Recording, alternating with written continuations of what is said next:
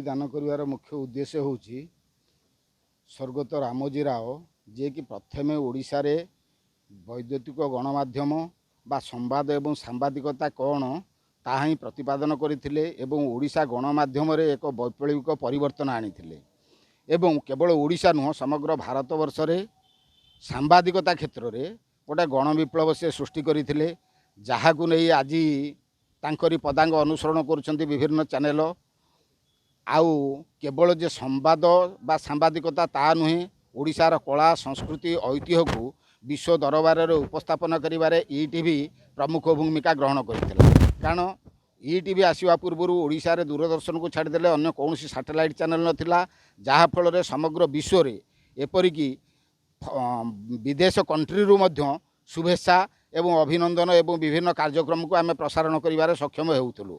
2001 मसीहारू 2002 रे आनुष्ठानिक भाव यह उद्घाटन होता किंतु प्रकृत में 2001 डिसेम्बर मासरू आरंभ होता ईटीवी। तेणु रामोजी राव यही जो कला संस्कृति ऐतिह्य सांबादिकता एवं शिक्षा क्षेत्र में जो